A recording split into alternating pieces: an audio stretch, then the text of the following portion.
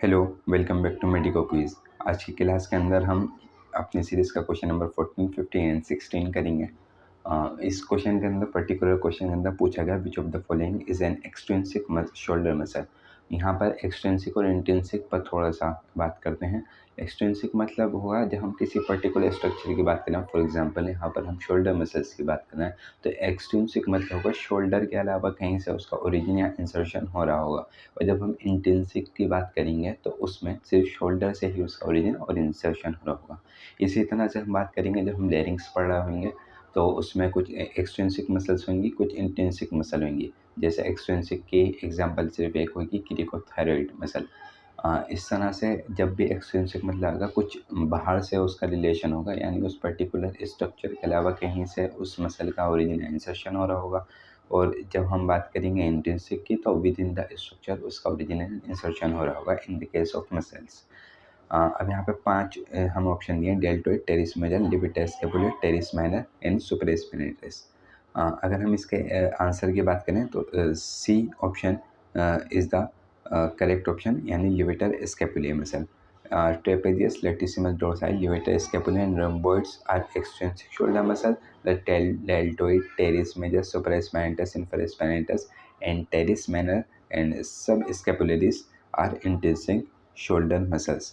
Okay, ये थोड़ा सा याद करने वाला पार्ट है। थोड़ी सी डिटेल कर लेते हैं। Extrinsic shoulder muscles originate from the trunk and attach to the bones of the shoulders. Okay, they are responsible for overall movements of the scapula, इसे हम शोल्डर ब्लेड भी बोलते हैं। तो ये दो पार्ट्स में होती हैं, एक सुपरफिशियल लेयर होती है, एक डीप लेयर होती है।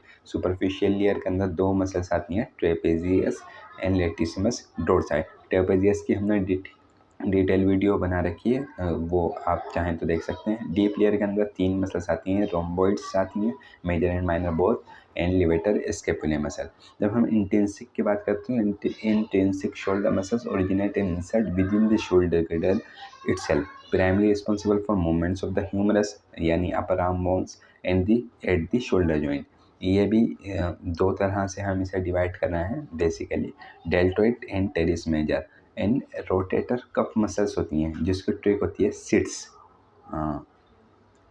यहाँ पे SIT and S for supraspinatus, I for infraspinatus, T for teres minor and subscapularis. SITS से इसी से आसानी से याद रख सकते हैं। Question number 15, which of the following true in respect to the trapezius. Basically ये एक हम आंसर इसका आसानी से कर लेंगे अगर हमने ट्रेपेजियस वाली वीडियो देख रखी होगी। It is innervated by the dorsal scapular nerve. इसका आंसर वीडियो में था। It's superior fiber, middle fiber, inferior fiber 3 part में होते हैं। Superior fiber retract the scapula, middle fiber elevate the scapula, inferior fiber retract the scapula. All the options are incorrect, A to D. And last option, its superior and inferior fibers act together in rotating the scapula on the thoracic wall. B and C में तो ऊपर नीचे कर दिया। इसके बाद trapezius, हम इसका आंसर देख लें। Trapezius innervated by the SSI nerve, spinal root of SSI nerve, ये हमने वीडियो में बात कर दी। Is compose of 3 types of fiber, ये भी बात कर दी। सुपीरियर फाइबर एलिवेट करेंगे, मिडल फाइबर रिट्रैक्ट करेंगे and it's inferior fiber depress the scapula, जब हम अलग से बात करेंगे। यहाँ पर सब गड़बड़ था। इसके बाद its superior inferior fibre act together in rotating the scapula on the thoracic wall.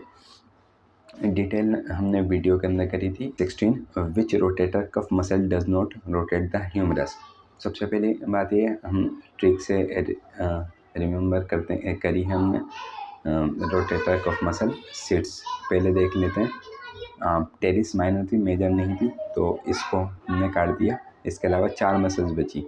Rotator cuff muscle does not rotate the humerus, तो इसको पहले देख लेते हैं। Supraspinatus is the only rotator cuff muscle that does not rotate the humerus. अब बाकी जो चारों मसल्स हैं हम उनको भी देख लेते हैं कि उनका क्या फंक्शन है। टेरिस मेजर भी इसमें हमने इंक्लूड कर लिए, बट ये रोटेटर कफ मसल नहीं होती. Supraspinatus along with other short scapular muscles, it is the head of humerus during movement of the arm. its action is abductor of shoulder joint from 0 to 15 degree.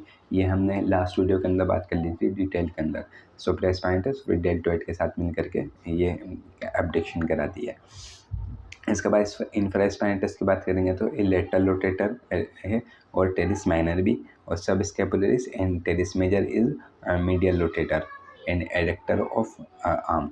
यहाँ पर ये चीज़ clear हो गई. यहाँ पर सिर्फ रोटेशन की बात करी थी क्वेश्चन के अंदर, तो हम लेटरल एंड मीडियल रोटेशन दोनों को कंसीडर करेंगे.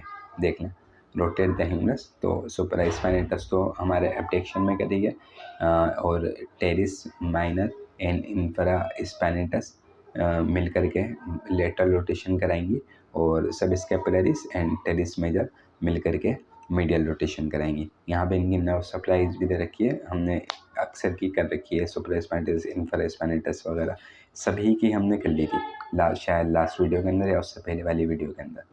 ओके, इसके साथ अब last question number 17. The axillary nerve innervates which of the following muscles.